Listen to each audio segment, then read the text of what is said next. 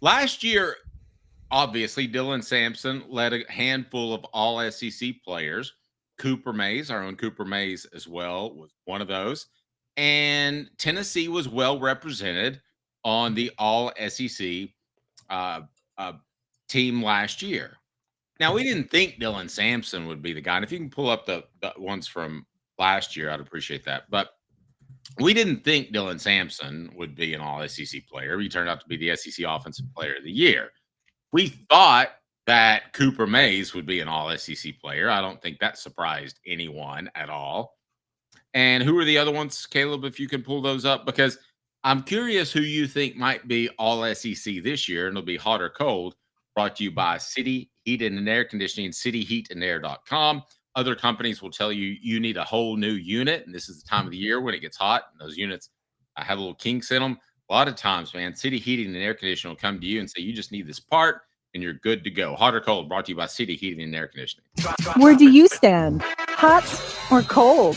Brought to you by City Heating and Air Conditioning. Integrity matters. 50 years in East Tennessee. Cityheatandair.com. On Off the Hook Sports. So who are the all SEC players from last year, Caleb? So the 4 all SEC players for Tennessee last year were Dylan Sampson, Cooper Mays, James Pierce, Jermod McCoy, and only one of those players is back. Yeah, and only one of those players going into last year was a surprise. And just 4, that's just simply not good enough. So let's go to Hot or Cold, brought to you by City Heating and Air Conditioning. Let's lead it with Jermod McCoy. Hot means you think they will be an all SEC player by the end of the year, not preseason. Jermod McCoy might be at preseason, but he's going to be injured, which is odd to me. But let's start with Jermod McCoy. Hot or cold? He'll be an all SEC player, and feel free to vote into the message board, and we'll get to those. Go ahead, Caleb. I'm cold on him because he's because of the first month. I just don't think I think he'll get back to 100%, but I think there will I think the early impressions will be such that people will have trouble putting him on the all SEC team this year at the end of the year. Yep, I'm cold on him as well. So I think he'll end up in November being one of the best cornerbacks in the league, but he's going to be judged on the entire season. Miles Kitselman. That's hot. Same issue. I think Miles Kitselman will still be really good for Tennessee, but I think they're not going to find it. I think Josh Heupel won't find it worth it to try to force him out there when he's banged up in September when he's got Ethan Davis to play. So I think Ethan Davis will take a lot of those touches in September. Ethan Davis will be a factor, but it's a soft tissue injury with the pectoral muscle of Miles Kitselman. I'm not really worried at all. I think he's an all SEC player. As a matter of fact, on this list, he's probably number 1 for me. Boo Carter. Hell yeah. I'm ready for Caleb to show up with a Boo Carter jersey. Yes, Boo Carter. He is going to be a return specialist, a defensive back, and a wide receiver. I think he'll make it as a return specialist. I think that's where you'll see him be a star. I think he's going to have a couple of really, really nice punt returns, and I actually think he will be first team all SEC punt returner this year. That's hot. I hesitate to say it because I'm afraid he's going to be splitting time in a lot of different places, and that could affect his play as a defensive back and as a slot receiver. But I'll give you, if he didn't return punts, I'm not with you.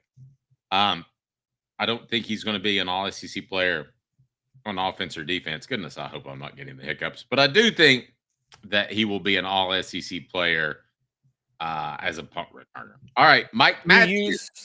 I just want to point out you used the Paris Hilton reference, and as we all know, Kim Kardashian was Paris Hilton's assistant before she blew up. There's going to be a Kardashian try to date Boo Carter at the end of the year. He's going to be too good for their show. Oh, he's going to be that big of a star. Oh my goodness! All right, Mike Matthews. Yes, again. I'm so high on Mike Matthews. I'll go with you on Mike Matthews because somebody's got to catch the football. He's the most talented guy, and guys in year 2 usually have an impact. There's every reason to think that he will be that guy. Braylon Staley. There's the potential, but I'm going to say no for 2 reasons. He's going to be the main slot guy.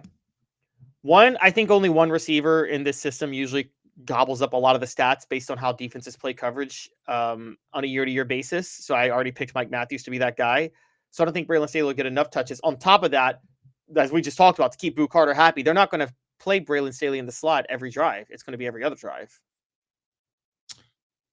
Yeah, that, and I think they'll play him every drive. Why don't you think that Because they're going to put Boo Carter in every other drive in the slot. Oh yeah, I get.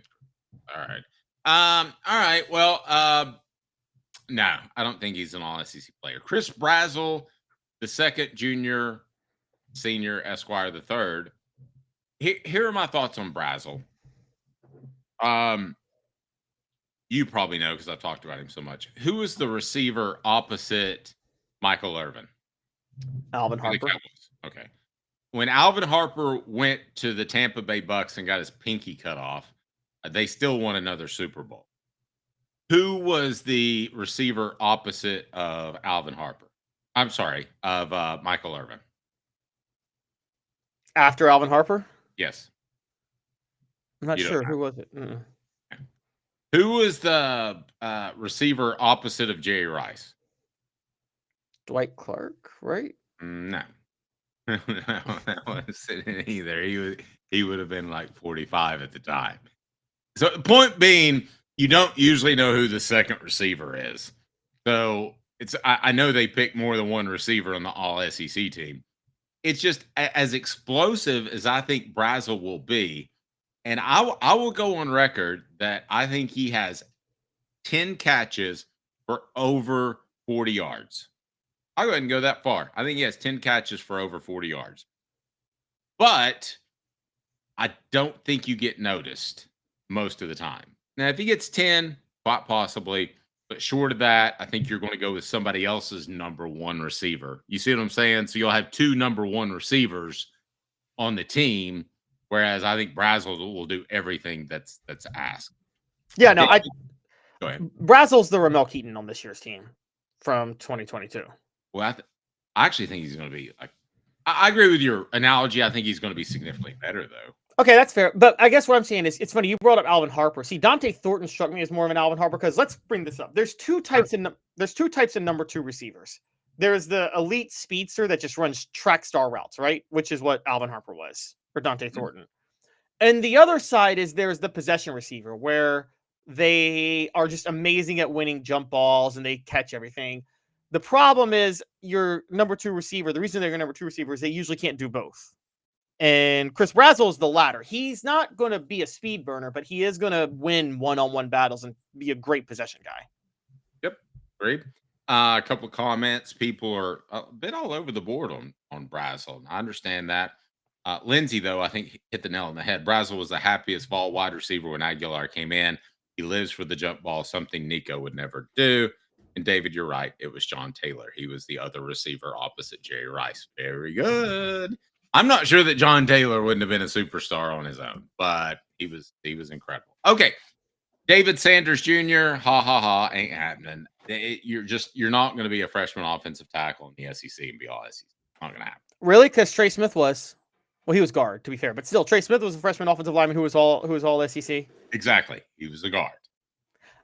I believe, David. I believe you sometimes get some rare guys. I think every now and then you get a rare commodity, and I believe that David Sanders is that rare commodity who will be an all SEC starting tackle his first year. Okay, all right. Lance Hurd at left tackle. No, not. I think Lance Hurd will be fine this year. I just think there's a couple of better all tackles in the SEC this year that are just like generational, particularly that one at LSU. And so I think that's why. I was evaluating Lance Hurd recently. There are one of two things happening. Number one, either he was really hesitant at times, and this could be it, and that's fine. And he was a first-year player, and I get it. I understand it. I respect that. Or he has average feet. And if he has average feet, there's going to be a glass ceiling of how good he can be. So I can't go that far. Now I'm going to throw one that might surprise some people, a couple that will surprise some people. Peyton Lewis. That's hot. I think Peyton Lewis is going to be really.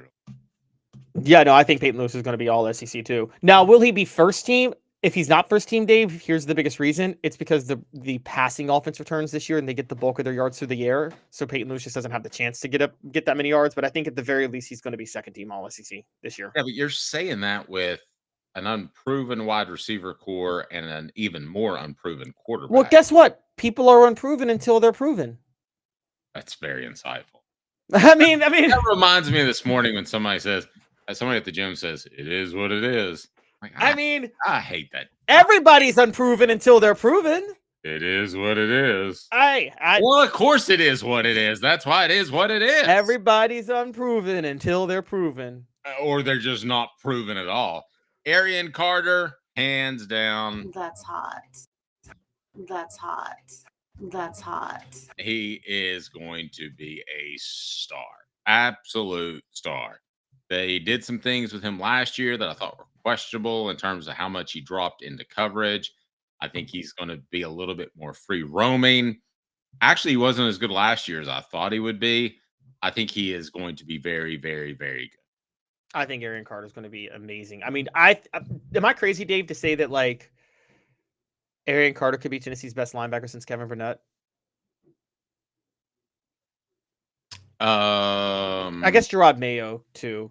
Yeah, throw Mayo in there. I think of anybody else. No, I don't think that's crazy. Could he reach that level? I'm not putting him on Al Wilson's level. I mean, Al Wilson is a standard. You should never ever put anybody on that standard.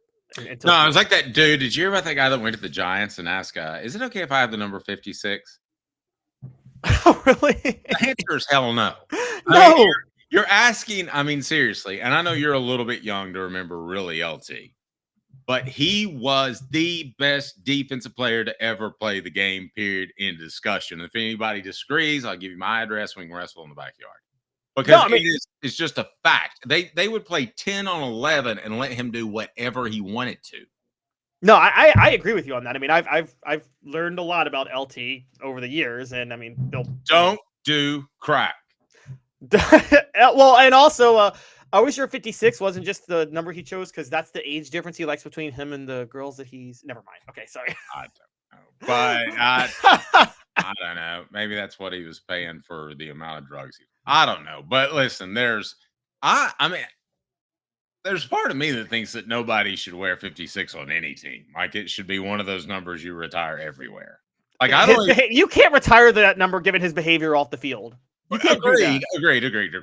But like I even look at I look at the number 23 in the NBA.